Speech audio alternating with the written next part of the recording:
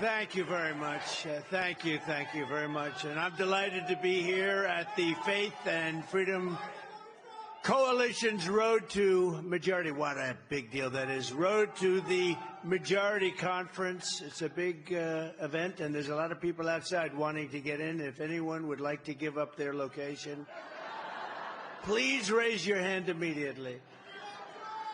This is my 9th time speaking at this event, and I would not miss it for anything. You know, we have a big rally tonight in Philadelphia, and so somebody said they got a little bit confused, and they had me speaking here and there. So somebody foolishly canceled here, and when I heard about it, I said, wait a minute, what are you doing? We canceled Faith and Freedom. I said, I don't have the courage to do that. I'll do it during the day, which is actually even better, if you want to know the truth, and we'll do the rally later. I don't have the courage to do that. Not to you and not to Ralph Reed. But I want to thank Ralph Reed for his extraordinary leadership, along with Executive Director Tim Head, great people. Thanks also to Congressman, he's fantastic, Barry Loudermilk. He's here someplace. He's doing a fantastic job with all of the things I said he walked through with Russian spies or something like that. He turned out to be constituents, young children. These people are sick. Former congressman and a man who's heading up New York for us, Lee Zeldin. He's fantastic. Lee Zeldin. South Dakota Governor Kristi Noem. Kristi. Thank you, Kristi. Great. Thank you, darling. RNC Chairman Michael Whatley. He's doing a great job. Although I'll tell you about that right after the 5th. I'll tell you about the 6th. But I think he will be incredible. He comes from good stock. Comes from North Carolina, and they didn't have any votes stolen in North Carolina. That's why I said he's the guy. He watched that voter fraud more than anybody. A friend of mine, a man who got me involved in this whole deal, not this one, I mean like 8 years ago, he thought we could do something, and we played around with it, and I said one day, let's go, Corey, let's go, let's do it. Corey Lewandowski. Thank you, Corey. Thank you. He's a good man. Dr. Alveda King, who's a friend of mine for a long time. I can't see with these lights are blinding. I can't see anybody. I just know there are a lot of people in this room. But they happen to have the lights in a nice angle. It's just perfect. I can't see a person here. Nobody's going to be watching the debate on Thursday night, right? Nobody? Will anybody be watching?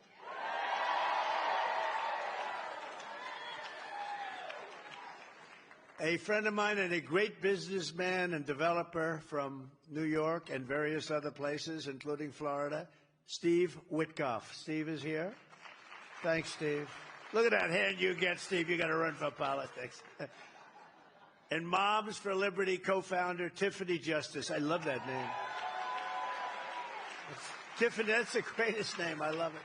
And thank you for your endorsement and your help and everything, Moms for Justice. I'll tell you, Moms for Liberty have been great, and Tiffany's been so incredible. So I appreciate it very much, Tiffany Justice.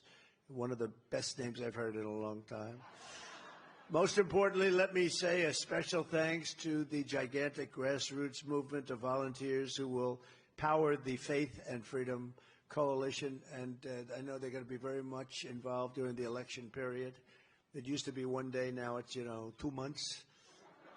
It used to start like election day meant election day. Now it means, 2.5 months before the election begins it starts. But it starts actually pretty much on September 6th. That's North Carolina. Pennsylvania's, think of that, so September 6th, and Pennsylvania's September 22nd. And we have to get out there. We have to vote. We have to make sure everything's honest. And you keep your eyes open. You're the police in a way. You can police your vote. A lot of people don't know that. Just make sure that vote counts. We have to make sure it counts. Because if I knew that there was not going to be corruption, if I knew that everything would be honorable and honest as it should be, I'd stop campaigning right now. We have this thing won. I would immediately stop campaigning. I'd go and relax. I'd call up the big rally we have in Philadelphia tonight. I say, it's not necessary. Don't worry about it. Everyone go home and relax. No organization does more. You are truly, and I mean this, indispensable. This is a great group of people, and you're warriors in the truest sense, and you know what we have to do, because we're not going to have a country left if we don't do it. That's for sure. This year you will knock on 10 million doors, reach 18 million Christian voters, and register 1 million new voters across 130,000 churches.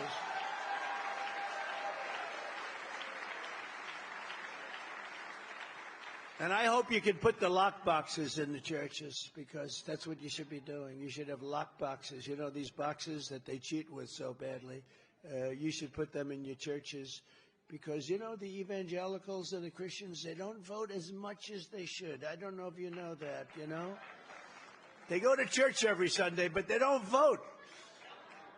And we have to make sure they vote just this time, because all you have to do is this time. You don't have to worry about it, because we're going to straighten it out very fast. Just this time. Go vote.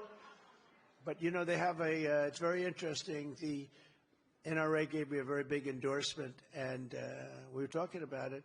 And gun owners don't vote very much. I mean, I'm saying this is just statistically. We have to get people that own guns have to go and vote.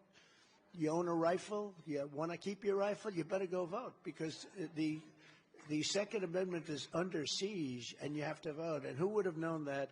I think it's sort of a protest. You're so angry about what's happening. But this is over years. Gun owners don't vote much, meaning, you know, some vote, but not, relatively speaking, not that much. And Christians go to church, but they don't vote that much. Do you know the power you have if you would vote? It wouldn't even be. So you got to get out and vote just this time. I don't care. In 4 years, you don't have to vote, okay? In 4 years, don't vote. I don't care. But we'll have it all straightened out, so it'll be much different. Of course, then they'll come in again, and they'll ruin it. We'll have to do this all over again. And then we'll come back and say, you have to go vote. Working side by side, we're going to defeat crooked Joe Biden. We're going to defend our values, and we're going to make America great again. And this will be the most important election in the history of our country. I believe that. I used to say it, 2016, we had a border that was bad. But the border was bad, but it was like, I call it peanuts. Peanuts compared to what we have now. That was like a great border. If we had that border now, it would be like great. It was really bad, but it was just a tiny fraction of what it is now. Now it's the worst it's ever been.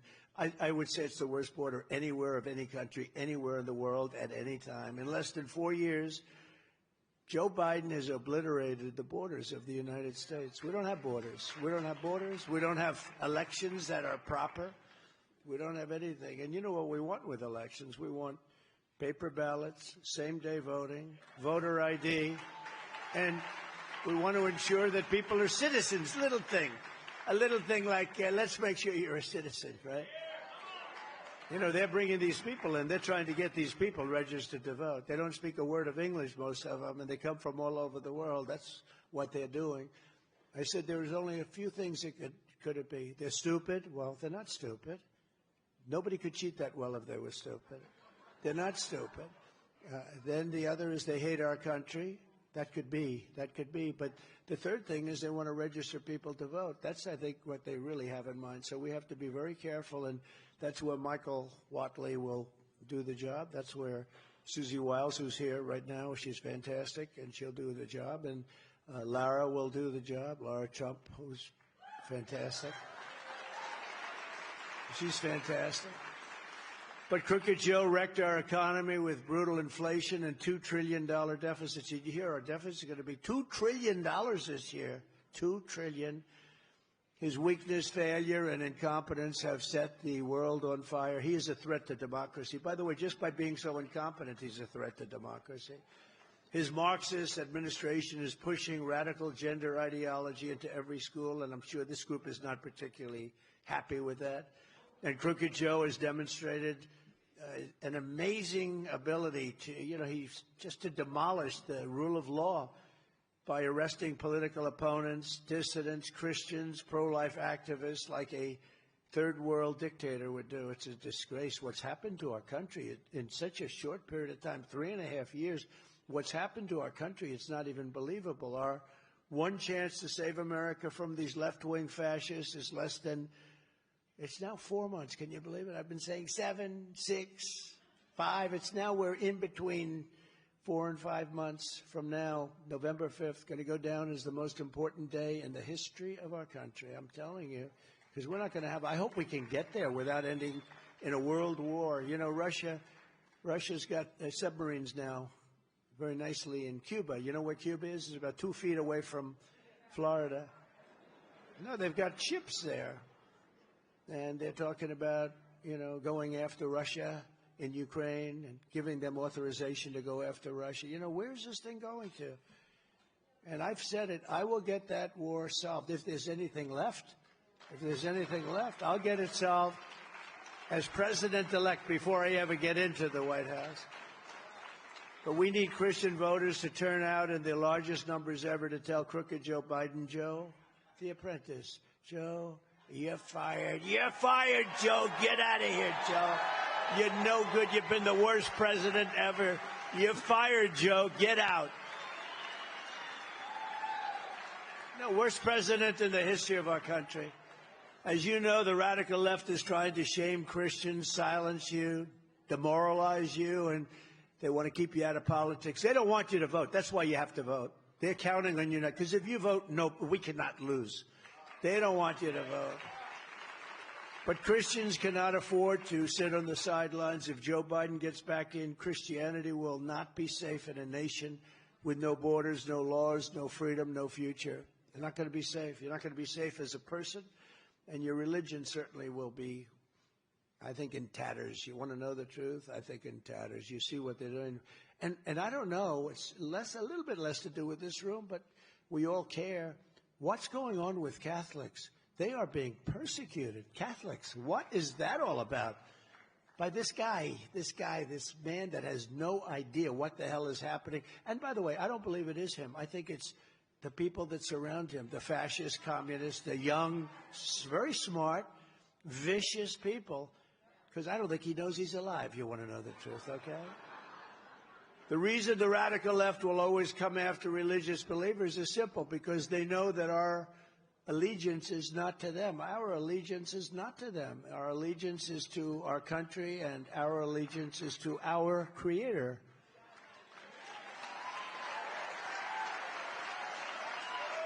And we do not answer to the bureaucrats in Washington. We answer to God in heaven. You're not even allowed to say that anymore. Today, if you say that, they want to arrest you. If you say that, they want to arrest you. Who likes the 10 Commandments, by the way, going up in the schools?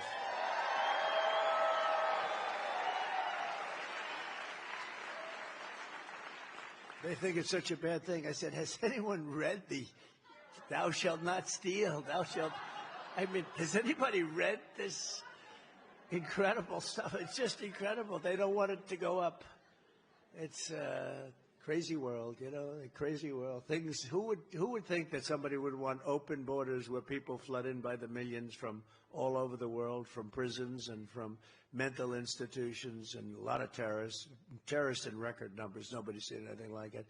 Who would think that's good? Who would think that, you know, like a little thing, it's so embarrassing even have to say it, but I say it because it's a big political deal. Who would think that men playing in women's sports is okay? Who would think that? I have to say it. Who would think it?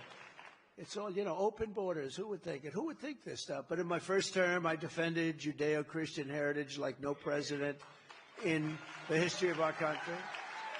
And with your help, I will continue to fight for our values and our civilization for 4 more years in the White House. We're going to straighten it out. We're going to straighten it out fast. It's going to go fast.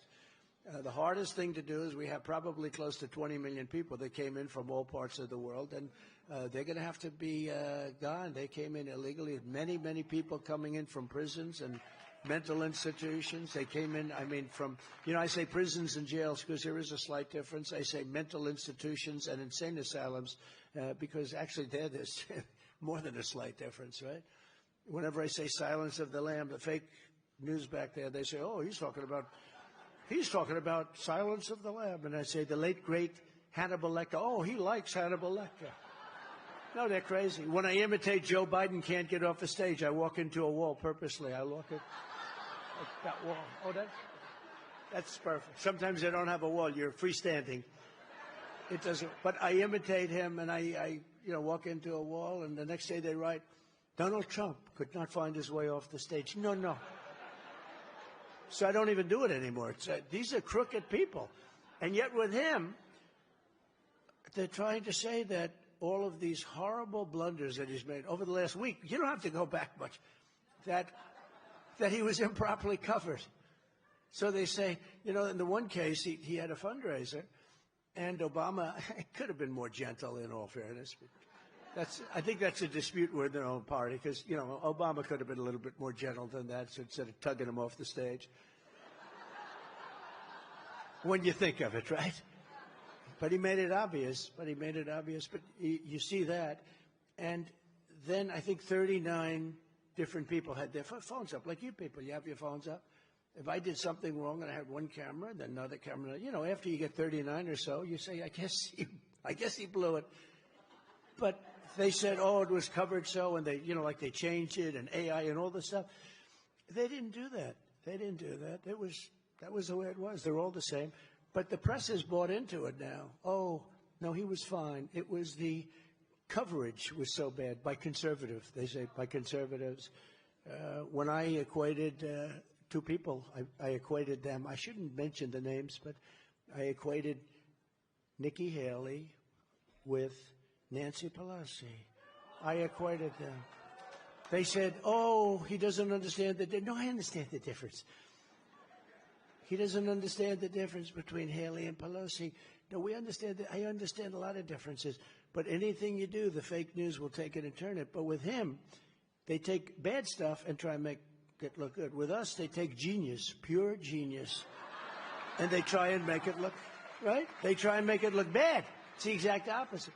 So we actually have to work harder. I told my kids it would be a lot easier if you were Democrats. We have to work very much harder. We have to run the entire East Coast to win. They automatically start with like 38%. They start with 38%.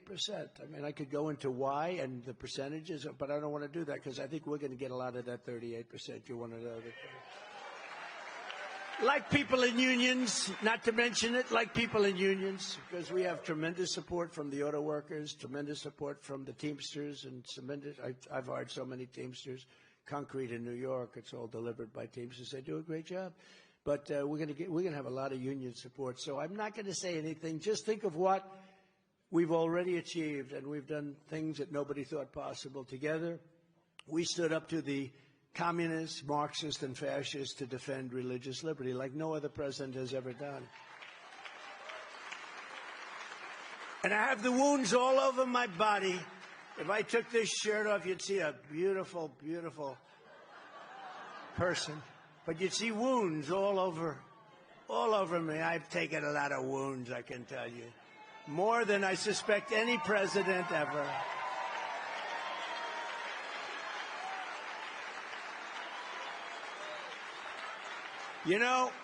In history, and I've read, I love this stuff, but in history, they say Andrew Jackson was treated the worst, President Andrew Jackson. He was a great general and a very good president. And Abraham Lincoln was second worst. Now, he had a civil war, so, you sort of think that was understood. And now they're rewriting the books. Trump was treated the worst, Andrew Jackson second, and Abraham Lincoln third. But I definitely took top spot. I took top spot. And I'm honored to do it. And here we are looking for more. How about that? I could right now be home. I wouldn't be in court. I wouldn't be in courts all over the land. All started by crooked Joe Biden and his group of thugs. We restored the conscience rights and all of the things that we've done for doctors, nurses, teachers, and faith groups like the Little Sisters of the Poor. We came to their defense. I stopped the IRS from using the Johnson Amendment to interfere with pastors' freedom of speech, and all religious leaders, pastors, not only pastors. And Joe Biden took it right away, and I will give it right back. We're going to give it right back. A long time ago.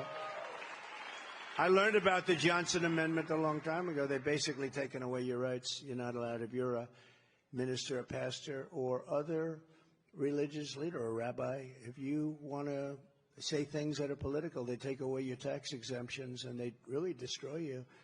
And I put that back, and now they've put it back. It's like a yo-yo. I'm going to put it back immediately. First day, I'm giving that back because we want to hear from our ministers, our pastors, and our rabbis, and others, by the way. I issued guidance making clear that the right to freedom of worship does not end at the door to a public school. I was the first to, and I'm the only president, I think, to convene a meeting at the United Nations to end religious persecution worldwide. The only time it's ever been done. Because you know what? Presidents, they get elected, and then they don't want to get involved. We don't want to get involved, like what I did for Israel as an example, right, with Jerusalem. Every president, for many, many presidents, said, we're going to do that capital. Going to make Jerusalem the capital. They're going to move the embassy to Jerusalem. And nobody did it. And I understood why, because once I got there, I had more pressure put on me from other countries. Please don't do it. Please don't do it. I did it. I did something what many presidents, I don't know the number, but going back a long time, they campaigned on it, they did it. I campaigned on it, and I did it. I just didn't take, thank you very much, that's very nice. You know what, I didn't take calls for about 4 days. I set up the meeting on a Monday, and I didn't take calls. I was away, quote, over the weekend. And he'll call you back on Tuesday. Oh. Kings, queens, everybody. He'll call you back on Tuesday. And we had a press conference on Monday, and I announced Jerusalem. I announced that we're going to move the embassy, and Jerusalem becomes the capital, something. And by the way, that's a small one compared to what I did. I got rid of the Iran nuclear deal. Unfortunately, Biden did nothing with it. And Golan Heights and the Abraham Accords. What I did for Israel, and interestingly, this group is so unbelievably pro-Israel. It's amazing, actually, and I tell you that because in many ways you give it more support than anybody. You give more support to Israel than anybody, so a lot of people really appreciate that. Thank you very much. I can use that. I can use that love. Thank you. Who is the woman? She sounded so nice. Stand up. Oh, thank you. Thank you. It's very nice. And you have a beautiful voice, too. Thank you. When I return to the White House, I will once again aggressively defend religious freedom in all of its forms, and many forms, but we will defend it in every single one of its forms. We will protect Christians in our schools, in our military, in our government, in our workplaces, in our hospitals, and in our public square.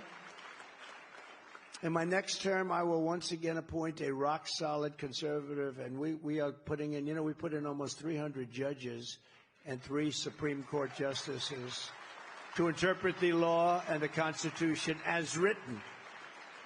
It was being interpreted slightly different than that, as you probably noticed. In my first 4 years, we totally transformed the federal bench, and putting in all of these judges, and nobody's ever seen anything like it, actually, a record, pro-Constitution judges. I withstood vicious attacks to pick and confirm 3 great Supreme Court justices, Neil Gorsuch, Brett Kavanaugh, and Amy Coney Barrett.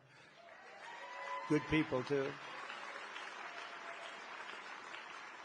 I took a lot of heat. I took a lot of heat, a lot of hits, but we did the right thing. They're great people. Thanks to these justices, we have also achieved what the pro-life movement fought to get for 49 years, and we've gotten abortion out of the federal government and back to the states, the way everybody and all legal scholars always said it should be. Nobody thought that would happen. That's what they wanted to do. The whole thing was they wanted the Roe v. Wade was federal, and they wanted it all back in the states where the people could vote and make their decisions. It's now up to the will of the people in each state. Some states will be more conservative. Other states will be more liberal. It's happening now. You see the votes are all taking place.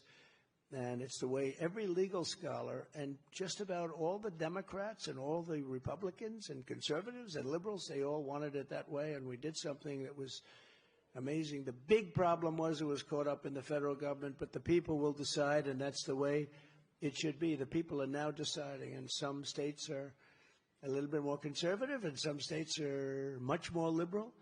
If the radical Democrat extremes get their way, they will have a federal law for abortion, to rip the baby out of the womb in the 7th, 8th, and 9th month, and even execute the baby after birth. They have that. You know that. The governor, think of it, the governor of Virginia, previous governor, we have a great governor of Virginia right now, but Glenn Youngkin is doing a great job. But the previous governor of Virginia, you want to make that very clear, because he's doing great. The previous was not so good. But he actually made that statement, we'll put the baby down after the babies, we'll put that, and you'll decide what to do. And there are states that allow that. They're the radical ones on this issue, far and away the radical ones, not us. Every voter has to go with your heart and do what's right, but we also have to get elected, because we have a lot of other things. We have to get elected. You have to be able to win. Like Ronald Reagan, I believe in exceptions for the life of the mother, rape, and incest. Some people do. I think most people do, actually, but some people don't. You have to go with your heart. But you have to also remember, you have to get elected.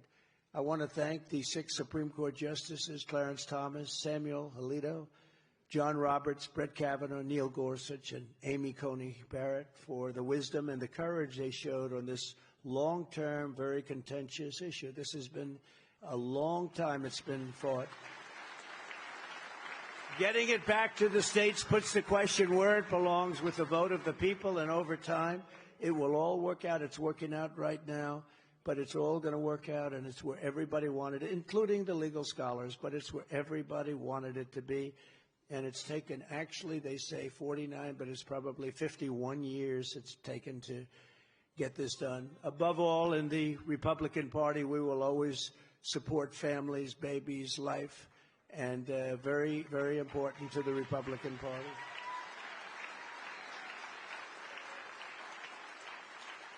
By contrast, Joe Biden is weaponizing the Justice Department to viciously persecute pro-life activists and Americans of faith.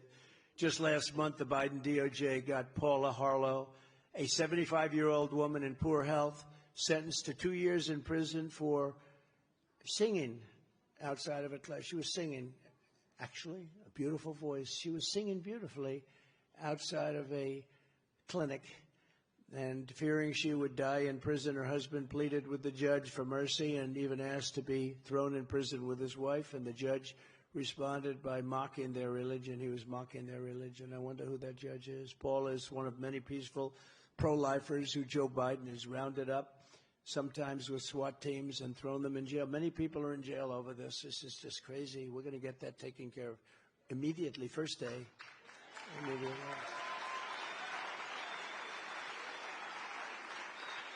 But let's call these brave Americans what they really are. It's persecuted Christians. That's what they are. They're persecuted. Because these people are really the threat to democracy. You know, they have a whole thing about Donald Trump is the threat to democracy. I'm the one that got us out of the wars. I'm the one that defeated ISIS and got us out of all these wars. You know?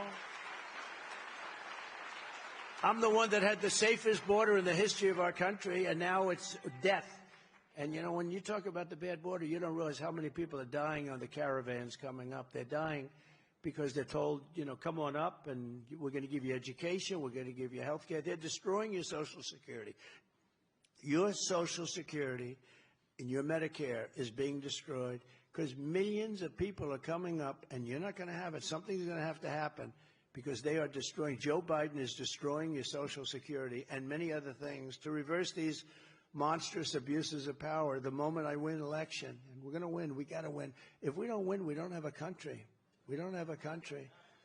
You know, I used to say it in 2016, and I meant it. We were, you know, I thought that was the most important election. In 2020, I didn't say it. By the way, we got many millions of votes more in 2020 than we did in 2016. We got millions and millions of votes. It's a rigged election. But we got millions of votes more. I was told if you got the same number, 63 million, that you win. We got millions and millions. That's by their count. And it was a terrible thing. And look at what's happened to our country in 3.5 years. It's not even the same place. It's not the same place. I always say we're a nation in decline. We're a nation in really serious, serious decline. But we will rapidly review the cases of every political prisoner who's unjustly victimized by the Biden regime, including Paula, so we can get them out of the gulags and back to their families where they belong. Paula, just hold on, Paula. We're going to get you out of there. Can you imagine this? This is a good woman. This is a religious woman, and they throw her in jail. I will also create a new federal task force on fighting anti-Christian bias. Its mission will be to investigate all forms of illegal discrimination, harassment, persecution against Christians in America. And it's taking place at a level that nobody can believe. We're like a country from a different country. We're like, this is not America anymore that we're living in. These people are nasty. They're bad. They're bad. But you know what? We're tougher than they are. We're tougher than they are. But we have to be smart. We have to vote. We have to get out and vote. You cannot sit home. This one day you have to get out and vote. Never again will the federal government be used to target religious believers, Americans of faith. And that's all it is. It's Americans of faith are not a threat to our country. Americans of faith are the soul of our country. One of the reasons we have so much crime is you don't have the faith. You know, you don't have people wanting to be good because they want to go to that special place. They want to be good. There's no reason. It's like religion it's going down at a level that nobody's seen before. Nobody's seen anything like it. And it's really having a tremendous effect long beyond our churches and our synagogues and our mosques. It's beyond everything. Religion is becoming less and less of a factor, less and less important in our country, and that's causing a lot of the chaos and a lot of the crime that you see.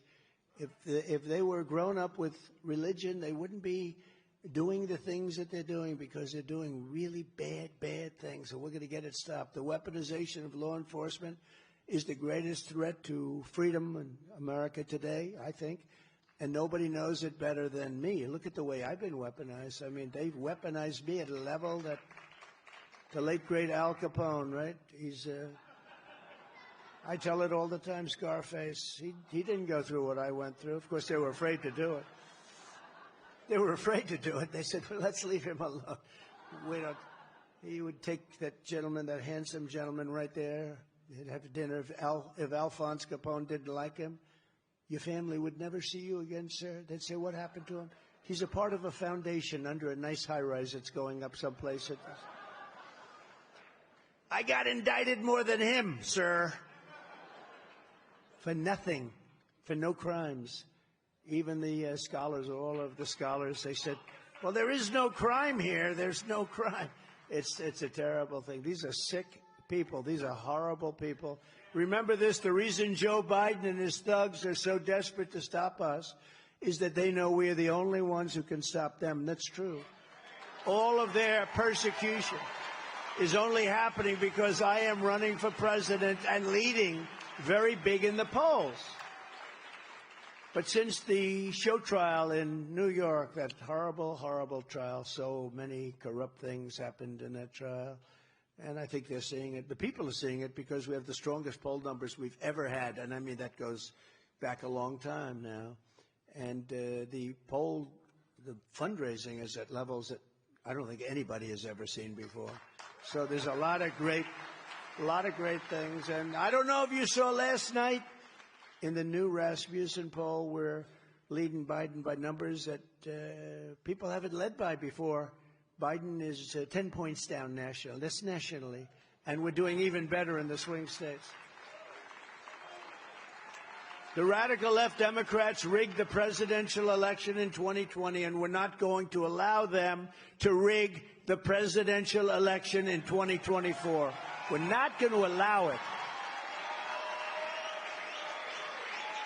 And every time the radical left Democrats, Marxists, communists, and fascists, and that's exactly what they are, they're fascists, indict me, I consider it a great badge of honor because I'm being indicted for you. Thank you very much, everybody. I appreciate it.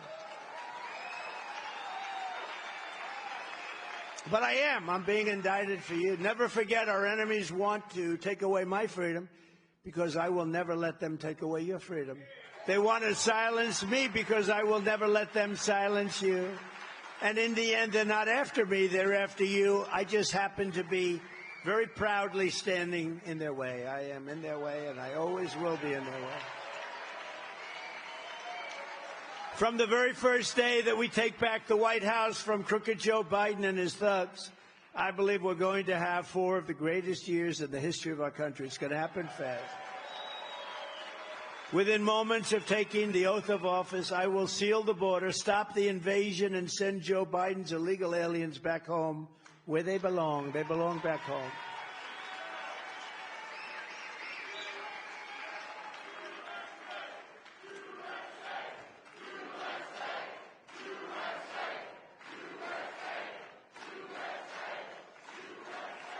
Don't give me any of that, USA. Go out and vote. That's all I ask. Don't say, USA, USA, we love Trump, USA, and then November 5th comes along, or any of the previous days, you know, the early voting. And then you say, darling, I'm just a little tired. I think I'll skip the vote. You can't do that. You got to vote. No USA right now. You just go out and vote. Then we'll go USA. Because then we're going to make our country great again. Biden is releasing criminals to prey on our people. That's what's happening. Thank you. Got to get out and vote, right? See this beautiful group of people. They'll be in Monte Carlo on November 5th. I don't think so. We all know the names of too many innocent victims of Biden migrant crime. It's a new category of crime. It's called Biden migrant crime. Remember this. These migrants are tough. They're tough. They come from prisons and many other places, rough places. They're just getting used to our country. They're just settling in. Every day I read where somebody was killed. Beautiful young women, mostly young women, are being killed by migrants. You know, they thought it was like this wonderful dream. I could just see. They thought, oh, the migrants are coming in. These people are tough. They're so tough. Dana White. Did anyone ever hear of Dana White? He's a legend, right? UFC, ultimate fighter, ultimate fighting, and he's a fantastic man. I said, Dana, I have an idea. Why don't you set up a migrant league of fighters and have your regular league of fighters, and then you have the champion of your league. These are the greatest fighters in the world. Fight the champion of the migrants. I think the migrant guy might win. That's how tough they are. He didn't like that idea too much, but actually, it's not the worst idea I've ever had. No, it's these are tough people. These people are tough and they're nasty, mean. It's incredible that they come totally unchecked. But we all know the names of too many innocent victims of the Biden migrant crime. Laken Riley, and you know, Biden was unable to pronounce her name. Called her Lincoln Riley, and this was right after. How terrible is that, though? Rachel Morin, who I just spoke to, the mother, is so great. I also met the parents I met the parents of many of the people that died. Met the parents of the soldiers that died so horribly in Afghanistan. But I met Laken's parents, and these are just incredible people. Their lives, I don't know what they're going to do. Their lives have been shattered. Nothing worse than that. It's so out of order. It's so out of order. Just the devastation. I spoke yesterday with Patricia, and it's just to hear her talk. It's just I don't know if you recover from it. They say time. It should never happen. Would have never happened with us. We had a strong border. We had the strongest border in history. And just this week, 12-year-old Jocelyn Nunguri found strangled to death and dumped in a creek in Houston, allegedly murdered by 2 recent illegal border crossers from Venezuela, viciously murdered. These monsters should never have been in our country, and if I were president, they would not have been in our country. We had a strong border. We had strong protection. And we had very strong protection. You know, in Venezuela, we just mentioned these monsters from Venezuela. In Venezuela, their crime is down 72%. Can you believe it? So I'm going to talk to Ralph Reed, and next year we're going to hold Faith and Freedom in Venezuela where we can be safe. Ralph, can we do that, Ralph? Yes. Ralph said yes. No, think of it. They're sending all their killers, their murderers, their prisoners. They're sending drug dealers, gang lords, gangs. They're sending them to the United States. We're like a dumping ground. And that's the whole world, not just Venezuela. And you take a look at prison population all over the world. It's way down. Everyone says, I wonder why. It's not because they're behaving, because they're sending them into our country. And again, they're just getting comfortable now. They're going to start hitting us very hard. These people are bad, and that this can be allowed to happen. We have an incompetent president. We have a president who's got a very low IQ. And that was in good times. That was 25 years ago. Today he doesn't even register. It's ridiculous. When they say I have a friend, he's a Democrat, but he's not. He's a Democrat. Can't help it. That's the way he grew up. But he said to me, I don't understand it. You got a poll saying you're up 10 points. How could you only be up 10 points? I say that too. Who the hell is going to vote for this guy? On day one, I will begin the largest deportation operation in American history. Biden's border invasion is also a grave threat to, and as I said, Medicare and Social Security is under watch. Biden wants to dump millions of illegal aliens onto Medicare and put them into Social Security and even Obamacare and suck these programs dry. That's what they're going to do, and you're going to have a problem, and all of a sudden they're going to say, we're going to cut it in half. I'm not touching them. I'm leaving them where they are. You are going to see Social Security, if he gets elected, is going down the tubes. I can't even imagine him being elected. Can you imagine 4 more years? These are the worst 4 years. As president, I will fight for American seniors, not the Biden illegals. I will fight for American workers, not the human traffickers. I will fight for American dreamers, not the child smugglers. And I will restore the sovereign borders of the United States of America. So help me God.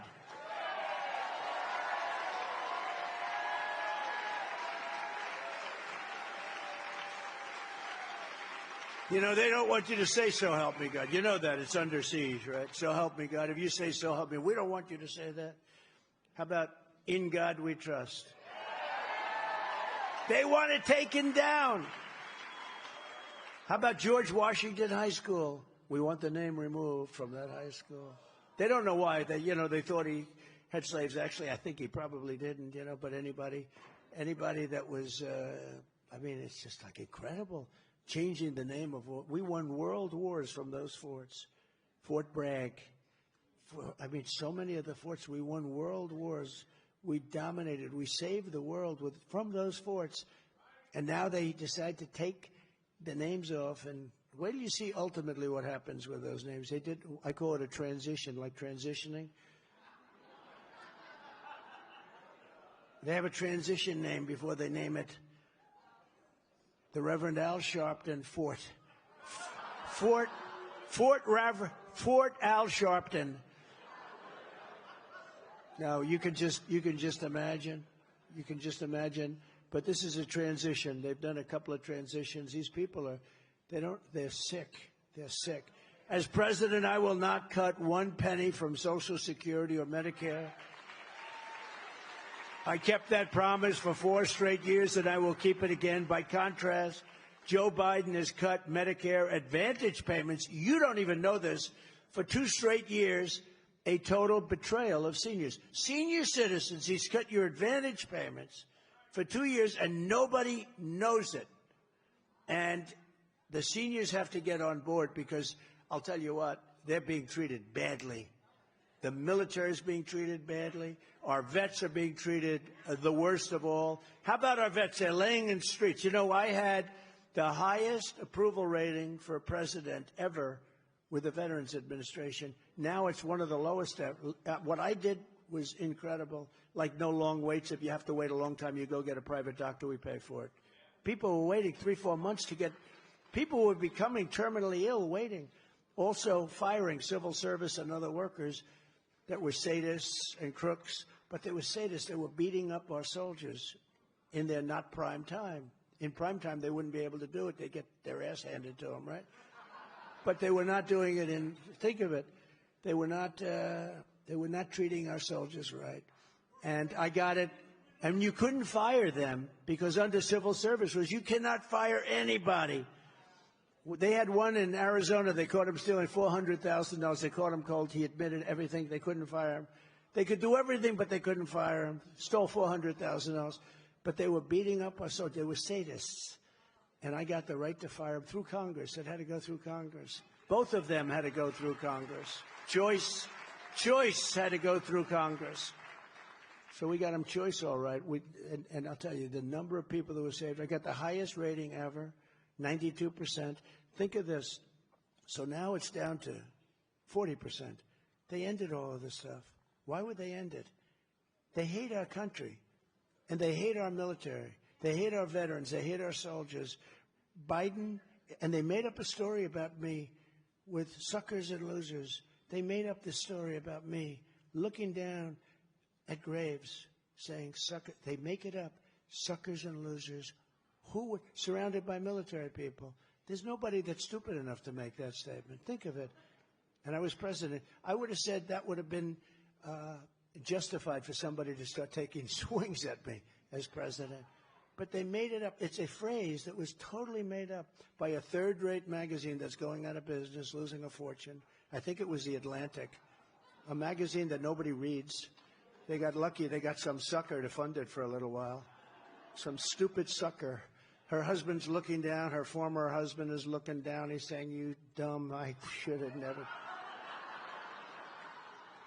She took his money and she said, the Atlantic magazine, let's waste millions of dollars. But no, they made it up. And, you know, you say it's not true, but does 10%, 5% of military people believe it? This is what we have to live with. It's horrible. Who would say it? Just think of it. Who would say that about, even if you hated the military, you wouldn't say it. And you wouldn't certainly say it to military people. So just from a common standpoint. But that thing's haunted me for 3 years. For 3 years. I'll never forget. I walk out of a big rally. Everything was great. It was an unbelievable. And some of the fake news over there, one of them, said, sir, did you call the dead military, suckers and losers? Before I even responded, I said, here we go. Because who would do such a thing? And I'm the exact, I rebuilt our military. I was better than any president ever to our military. They'll say anything, just like they try and now say with Biden, with cheap fakes or whatever they call it. Just what they made up a name. They're saying he was perfect, all these things when he sat down because he had obviously a problem in Normandy. Do you think that Macron was impressed? Macron's an elegant guy, smart. He's at the top of his game. I don't think he was too impressed. But just like the other day, as I said with Obama, or any one of the other times, oh, it was fake reporting by the conservative media. It wasn't fake reporting. It was just there. It was just there. But they made up a suckers and losers statement so terrible. And my stupid people, when I wanted to refute it, they said, sir, don't dignify it with a refutal. Refutal or a refutal? What the hell word would that be? Refutal? What they'll say, he didn't know, refutal or refutal, but they don't know either. Sir, it should not be dignified, sir. I said, well, I got to fight that. That's the worst thing you could probably say to me would be that. He said, sir, it's going nowhere. 3 years later, it still simmers. And you know what? Anybody in the military, oh, now I fight. I talk about it all the time because it doesn't make sense. Nobody could say a thing like, you can't. Even if you hated the military, you couldn't say that because it would be It would actually be dangerous. It would be so bad, nobody would say that. So now I speak about it all the time because these people are liars. They make it up. It's now on top of that, you have AI. On top of that, you now have AI to go along with that. So it's sort of a dangerous world out there. On day one, we will throw out Bidenomics and replace it with MAGAnomics quickly. Under Biden, the economy is in ruins. Inflation has cost the typical family $28,000. Think of that. The inflation is killing people. They make the same amount of money, or even if they made more, it doesn't matter. Inflation is destroying them. They can't buy anything anymore. I will end. I always say, you know, I sort of have this little thing. I shouldn't show it. Maybe I should save it for the debate. Okay? Look, I'll save it. I'm going to do this because this is private. There's only about 400 press back there. Look, inflation, this is what it does to you. This is Tic Tac now. This is Tic Tac. Let's go. See? Look. It used to be that. That's what inflation. That's what inflation has done. That's what inflation has done. Glad everybody in this room has good eyes. But I will end the Biden inflation nightmare, and we will end it very quickly. I will stop Biden's trillions and trillions of dollars in wasteful spending and rapidly terminate the Green New scam. It's one of the greatest scams in history. I will repeal Crooked Joe's insane electric. How about the electric vehicle mandate? And we will drill, baby, drill. All cars are going to be electric. They don't go far. They cost too much. And by the way, electric cars have a great place. They have a great place, but not a place for 100%. Maybe not a place for 10%. Whatever it is, they have a place. You can't go far. And they're going to all be made in China. They are expensive. Right now, you have hundreds of thousands. This is a great time to buy an electric car. You know why this? You know what? Do you ever notice the auto companies aren't upset about it? They're making cars that can't sell. They just can't sell. They have hundreds of thousands of them. You know why? Because we're spending trillions of dollars and giving them subsidy. So the auto companies don't care. Normally, they'd all be bankrupt if that were the case. They're making cars that can't sell. Now they want to make your army tanks all electric so that we can go into a community near you. No, we go into enemy territory. We blast the hell out of them, but we do it in an environmentally friendly way. No, do you ever? No, it's crazy. We make the greatest army tanks in the world. We make them in Ohio. We make them in Lima. I was the one. I stopped it. They said, sir, there's a plant that makes the army tank. The only plant we have that does it. And I was president-elect, and I was called by Jim Jordan, who's great. You know Jim Jordan from Ohio? And he said, could you take a look at it, sir, because I don't think you can replace it. So anyway, I went up, Lima. I went up, and I said, wow, this place is unbelievable. It makes army tanks. That's all they've done for years and years. They make the best tanks in the world. They were going to close it under, I guess it was Obama. But it was scheduled to be closed. And I looked, I said, this is a room that is 20 times larger than this. And it's unbelievable. The ball bearings, that heavy steel, and you can almost move it with your hand. It's so incredible how it all works. And these guys are so professional. I said, if you close this, you'll never be able to open up a plant with this talent or this kind of a plant. And now they want, and I kept it open. I took it off the list, and it makes more tanks than anybody in the world right now. Unfortunately, all we do is give the tanks away. We make them, we give them away faster than we can make them. You need some tanks? Oh, yeah, we'll send them to you over there. And they're expensive suckers, too. But we'll provide all of our friends and many of our enemies with tanks, because half of the time with Biden, you don't know if they're friends or enemies. We give them whatever they want. But when you look at it, but now they want to make them electric. And the problem is very similar. They don't go far. They're too heavy, very heavy. You know, the battery, in fact, it's so much bigger than a tank for diesel fuel or gasoline, that they want to make a truck, like a toy truck, like a little toy truck with a huge battery on the back. It's almost as big as the Army tank. So when it goes into enemy territory, it's pulling this thing. I said, what happens if somebody blows it up? Well, you're dead. Now you don't have to hit the tank. You just have to hit the battery. No, they want to do it. Think of it. They want to do it. Now they'll say, oh, these stories are terrible. These stories are, you heard my story in the boat with the shark, right? I got killed on that. They thought I was rambling. I'm not rambling. They want to make boats. And they are demanding that they be all battery operated, all electric. And I was in South Carolina at this wonderful family boat yard. The big yard make a lot of boats, from 17, like fishing boats, 17 to 30 feet. And I said, how's everything going? No good. They want us to go all electric. I said, well, would that work? No, because it's so heavy we can't get the boat to float. The battery is so heavy. So then I start talking about asking questions, I had an uncle who was a great professor at MIT for many years, I think the longest tenure ever, very smart, had 3 different degrees. And, so I have an aptitude for things. There is such a thing as an aptitude. I said, well, what would happen if this boat is so heavy and started to sink and you're on the top of the boat? Do you get electrocuted or not? In other words, the boat is going down and you're on the top. Will the electric currents flow through the water and wipe you out?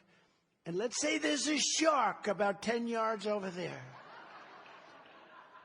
Would I have to immediately abandon, or could I ride the electric down? And I said, sir, nobody's ever asked us that question. But, sir, I don't know. I said, well, I want to know, because I guarantee you one thing. I don't care what happens. I'm staying with the electric. I'm not getting over with it. So I tell that story. It's, just funny. And the fake news, they go, he told this crazy story with electric. It's actually not crazy. It's sort of a smart story, right? Sort of like, it's like the snake. It's the smart. When you figure what you're leaving in, right? You're bringing it in. The snake, right? The snake. And the snake, I tell that. And they do the same thing. What does a snake have to do with illegal immigration? Well, I think it has a lot to do with it, because that's exactly what what you get. And that's what we're getting. We're getting problems like you wouldn't believe, right? So they want to go all electric. They want to make our airplanes, our fighter jets, and electric, even though they're 18% less efficient. Now, the difference between 18% and 100% is the difference between being easily and immediately shot down or winning. They don't care. They don't care. And I say, why are they doing this? They're flying over enemy territory, and they don't want to affect the air. They're blowing the shit out of the place, but they don't want to. Think of it. They don't want to affect the air. They want it to be beautiful air, clean air and water. Boom, boom, boom. These people are stone cold crazy. And these idiots are running our government. They're running our government. I met with the truckers the other day. Big thing. I'm a big Roger Penske fan, right? I like Roger. He's won Indianapolis like 19 or 20 times. I'm a fan. But he owns trucks, and he was one of the guys there. And one of these people has 28,000 trucks. Think of that. I said, how many trucks do you have? 28,000, sir. I said, you got to be kidding. 28,000. And they're big ones, the 18-wheelers. They're big, big trucks. And they're really bothered. Oh, I'm solving their problem probably by doing this, because by everything I do, when I go out and favor something like no tax on tips. They haven't been able to do that because, they just set regulations that make it impossible for people that get tips to even live, to breathe. But no tax on tips, that's a big deal. Remember that, everybody? It's a big deal. I don't think they're going to be able to do that. I don't think they're going to be able to do it. They have been so vicious to these people. But now they'll soften up a lot just by my doing it. But I was with Roger Penske and these truckers. And they say the big problem is they want us to go all electric on our trucks. And I say, well, if you fill it up with diesel, and the big guy at the meeting that had this big monster company, think of it, 28, starts with one truck, and then he's got 28,000 trucks over many, many decades.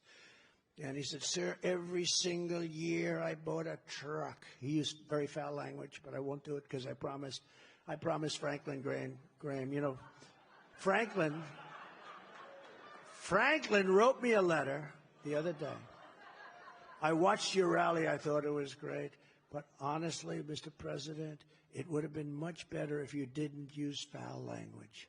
And I said to myself, he's wrong about that, because sometimes for emphasis, I don't use real foul, but every once in a while I'll use a little word here or there, and not a particularly bad one. But I said to myself, I'm going to do it because I like him a lot. But he said, it's great, your stories are great, but you don't have to use. But sometimes there's no word that can describe it, right? I'm looking for a word. Like when somebody tells tall tales, there's a certain word that starts with B, right? There's no word that I can find to replace, right? But I'm trying, Franklin. I'm trying.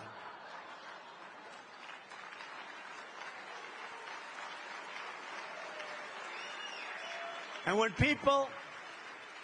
Now, we have these big rallies. In New Jersey, we just had a rally, 107,000 people. Can you believe it? 25,000 people in the South Bronx. So we had 88,000 people in South Carolina, 68,000 in Alabama. And I said, when people start leaving early, I'm going to have to go back to the foul language, I think. But so we have this meeting, and he said, I started off 50 years ago. And every single year that I bought a truck, it was better than the first year, better than the previous year. The truck got better, got stronger, faster, bigger, more fuel efficient. Every year for 50 years, those trucks get bigger. He said, sir, I build apartments. We call them apartments, or those trucks. You would be proud to live in one of those. I said, I don't know about that. They build the cabs with a place to stay. I said, I could handle it. I could. But he said, every year they get better. If they force this electric mandate on us, we'll go back 70 years, not 50 years. He said, we'll have to stop 6 times from New York to Los Angeles. I said, how many times do you have to stop now? None. We go directly, New York to Los Angeles, all the way, no stops. I said, didn't you explain that to them? Yes, we do all the time. It doesn't make any difference to them. The other thing, I didn't know this, he told me that the truck will be more than 2 times heavier. He said, so if you do this, you're going to have to rebuild every bridge in the country. Can you believe it? Now, how stupid is it? And the other thing is it takes much more room, so a lot of your payload is going to be gone. It takes much, much more room. The whole thing will, possibly never work, and that's okay. Some things you got to know. But I said, so what's their attitude? We don't care. We want you to go electric. They don't care. They don't care. They don't care. You can explain it to them. They're evil people. They're fascists. They don't care. Before I even arrive at the Oval Office, shortly after we win the presidency, we win. We are going to win, not me, we. I will have, if you go and vote, Christians, please, I'll report you to Ralph Reed. How about if Ralph didn't vote? I want to check Ralph's voting record. He votes. If Ralph, I would be shocked. But I'm saying that because you have to remember, you do have to do it, because you don't do it. But we will win the presidency, and I'll have the horrible war between Russia and Ukraine, which would have never happened if I were president. I will restore that. Now, I'll have that settled. But what's happened, it's just so. It would have never happened. You wouldn't have any lives taken. You wouldn't have had those ancient cities, those gorgeous golden towers knocked down, obliterated. You could never build that stuff again, that history. But far more people are dead than they said. And you would have never had the attack on Israel on October 7th. You would have never had it. You would have never had the attack on Israel. And you wouldn't have had inflation. I had the oil. It was caused by energy. Now it's caused by everything.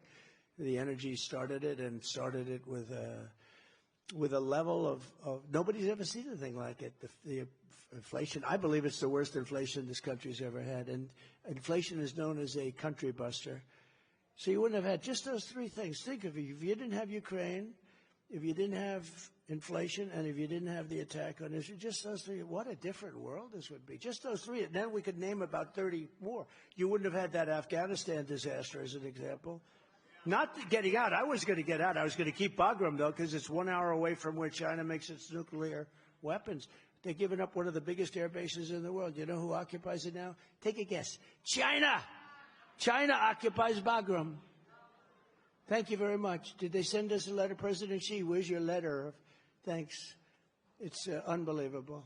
I would have kept it not for Afghanistan, but it's 1 hour away from where they make their nuclear weapons. In my next term, we will build a great iron dome over our country, a dome like has never been seen before, a state-of-the-art missile defense shield that will be entirely built in America and create jobs, jobs, jobs. We're going to build it in America. Israel has it.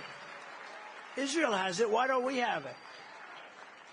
I mean, we're more of a target in many ways than Israel. Why don't we have it? And by the way, 300 missiles shot, only one got through, and that was wounded. It didn't hit its target. But so 300 missiles shot, and essentially none got through. It was. Why don't we have it? We're going to have it, and we're going to build it in America. It's all going to be made. We're not going to be shipping it out to other countries to do like we do so stupidly. You know, they make fighter jets where they have different countries make different parts. And I said, what happens in case of a war? You're going to be sending parts all over the place. You got to make the jet in one location. These people are crazy. You know, they do it. They concede it to all these countries. Well, we want to make the engine. We want to make the wing. So you got wings being said. We want to make the tail. You got these parts that they put it together.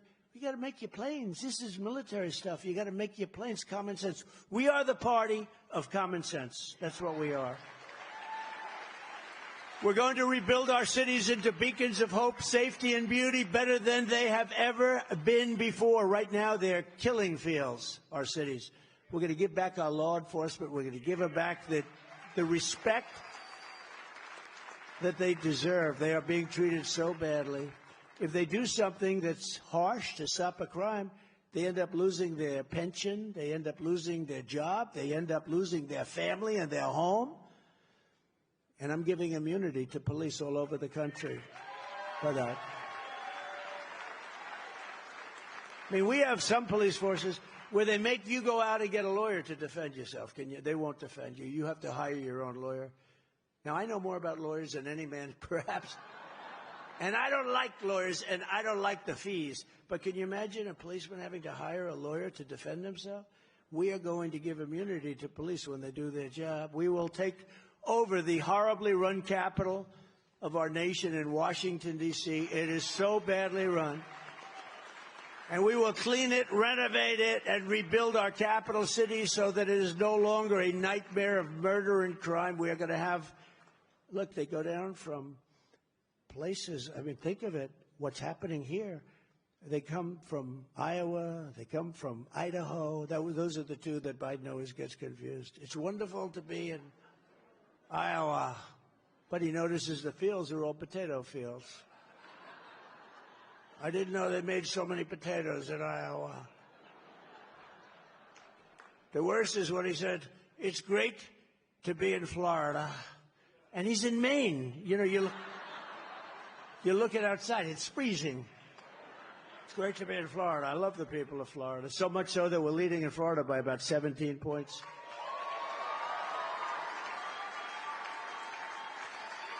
But we're not going to have this capital of ours that we love and cherish be a victim in itself of all of the murder and crime that's taking place. I lost a man who was a great person. Everyone loved him. It was a carjacking. He was waiting for his wife, and somebody came out. Didn't even give him a warning, just said, just took a gun, shot him through the head 5 months ago. Shot him through the head. The wife is walking out. He was picking up the wife from work. Shot him through the head, dumped him into the street, took the car. They caught him. And, you know, he'll be protected by all sorts of things. Those people get protected. We don't get protected, but they get protected. On day one, I will sign a new executive order to cut federal funding for any school pushing critical race theory, transgender insanity, and other inappropriate racial, sexual, or political content onto the lives of our children. And I will not give one penny to any school that has a vaccine mandate or a mask mandate. I will support a strong policy, which I have, of universal school choice, allowing parents to choose the public, private, charter, or religious school that best suits their children.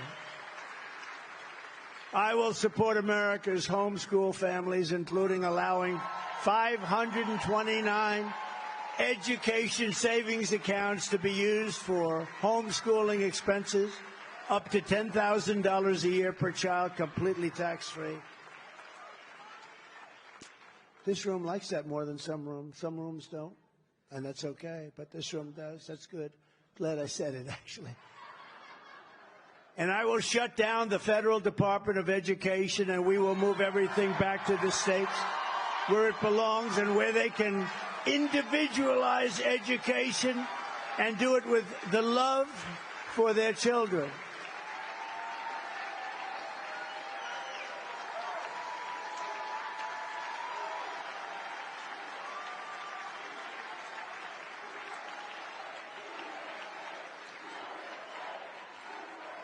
Thank you. Think of it. We spend more money per pupil than any country in the world. Vote. Oh, vote? Go ahead. Vote, vote, vote.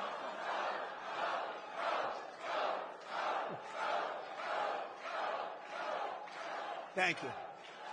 We spend more money per pupil. Think of it. You know the expression?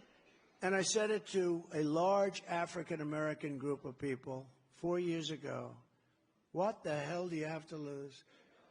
You're the worst in income. You're the worst on crime. Your cities and your areas are being decimated. You can't get a home. You can't get mortgage. You can't get. They're last on. I said, and the Democrats have for 100 years run these cities. 100 years. I said to them, what the hell do you have to lose? And you know what? They agreed with me, and I did very well. And now we're at the highest level that any Republican has been with African Americans and with Hispanic Americans.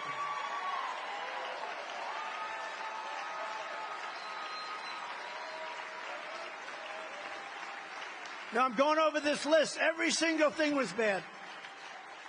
I said, what do you have to lose? But I say the same thing about the education. So we're last per pupil. We're last. We're at the bottom of the list in terms of the capabilities. 40 different countries. We're at the bottom of almost every list. But we're the top of the list in cost spent per pupil. We spend more money per pupil than any other country in the world, by far. And yet, we're last on the list in terms of, so what the hell do we have to lose? But I also know, like places like, go back to two I just mentioned, but look at Iowa, look at Idaho, look at some of the, you'll have some of the best school systems in the world. And you know what we'll do? We'll give them about half the money that we send them now. And for half the money, they'll have a lot of money left over. We'll cut our budget in half. And not everybody's going to be great. I mean, Gavin Newsom will not do a good job with education. So I don't expect that out of him. But I don't expect it out of certain other people. I don't want to mention too many people, but he'll do a horrible job, it won't be any worse than it is now. It can't get any worse. But many of the states, I would say 40 I went over them, 40 of the 50 states will do much better. And I'll bet you 30 of the states will be phenomenal. It'll be like beautiful. It'll be like Norway. You know, Norway has a great education system. In New York, they said, yes, we're studying the Norwegian plan. Oh, really? You're studying the Norwegian plan? Well, you better bring a lot of cops along because you have a lot of problems, right? We're studying the plan of Norway and Denmark. And actually, China is very high on the list. I mean, China's number 3 or 4 on the list. Think of it. Can you imagine that? China is number 3 or 4 on the list. No, we're going to give it back to the states, and most of those states are going to do a phenomenal job, and we'll spend less than half the money on education. We'll have about 2 people in Washington. The 2 people will make sure that we have to guarantee that they're teaching a little English, right? That English is out there. But basically, there won't be a lot of coordination because other than, again, common sense, we're going to save a fortune, and many of our states will produce unbelievable students that will be able to rival Norway and Denmark and all of these places that are taxed. Some won't, and that's okay. It's a lot better than it will be now. I will also take historic action to defeat the poison of left-wing gender ideology and restore the timeless truth that God created two genders, male and female.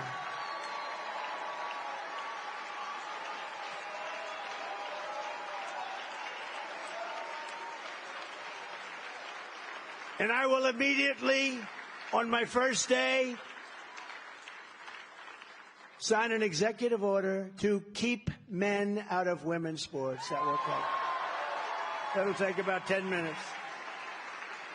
And I will fully uphold the Second Amendment because your guns are under siege. And I protected them for 4 years. You were protected. We will protect innocent life, and we will restore free speech right from the beginning. And I will secure our elections.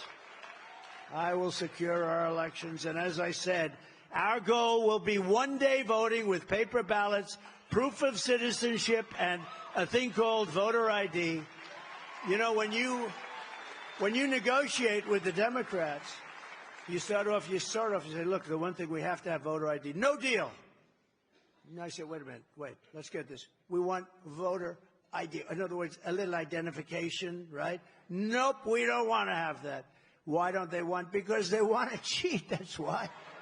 They will, you know, when you go into the Democrat, I always say Democrat, you know, they'd rather have it the Democratic National. It's much nicer sound. Why don't they change the name? It's probably better. They hate it when you say the Democrat National Convention, right? It's much more beautiful. Actually, even when I make a speech, if I want to make a nice, elegant speech, let's say I came in here with a different attitude today, and I said the Democratic National Convention. Now I say the Democrat National Convention. It sounds flat, right? But I call them that because they don't want to be called that. They don't want to be called that. But when you go into their convention, you've got cards that are like, do you ever see some prisoners where they go like this? Well, how about my card? Did you see that picture of me? Did you see that? Do you believe that one? My parents said, what the hell happened to my boy? That was not in the cards. They didn't teach me that at the Wharton School of Finance. No, they're bad. These are bad people. But they have all sorts of information. They have everything. They have everything down. So it's okay for them when they have their convention to have a big card on your chest, hanging down off your chest. But it's no good for voting. They don't want it for voting because they want to cheat. We're not going to let them get away with it anymore. And there is one thing I will say, too big to rig. You make it too big to rig, we don't have to worry about it. There's a level at which they can't. If you took the 10 worst presidents in the history of the United States and added them up, they would not have done near the destruction to our country as crooked Joe Biden and the Biden administration have done. He's crooked. He's a total thief.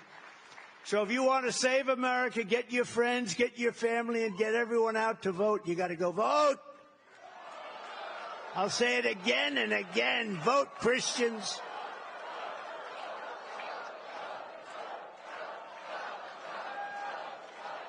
You got to vote.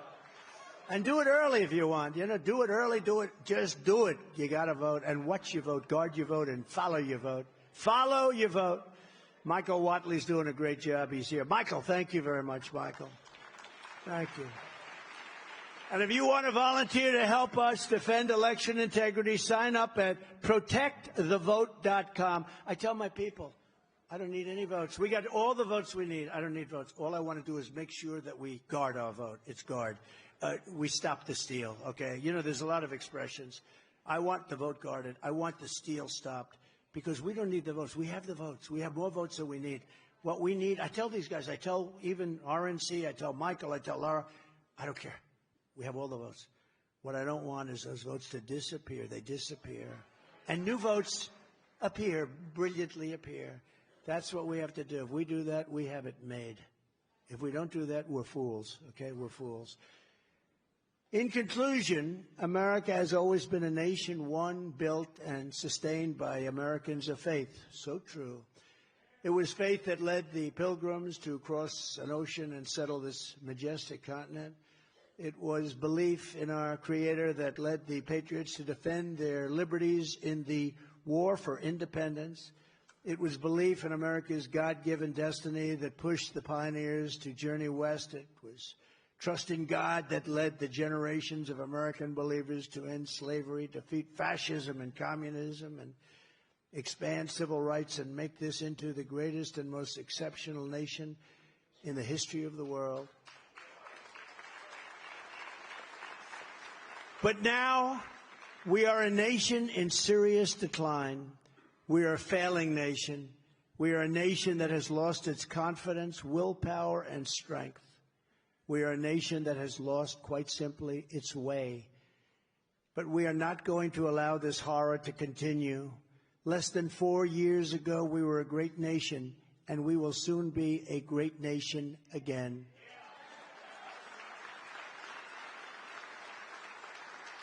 With the right leadership, every disaster crooked Joe Biden has created can be fixed, and it can be fixed very quickly. Every problem can be solved, and every wrong can be rectified. By this time next year, America's borders will be strong, sealed, and secure. We will let people come into our country, but they will be let in legally. They will come in through a legal process. Inflation will be in full retreat. Our economy will be roaring back. Optimism will be surging. The American dream will be thriving again for citizens of every race, religion, color, and creed. Law and justice will reign all throughout our land. Freedom will be restored. The flame of liberty will be burning bright again. Joe Biden, the worst president in the history of our country, will be a fading memory of the past. And our great silent majority, including the once forgotten men and women of our country, will be the ones shaping America's magnificent future when I am the 47th President of the United States.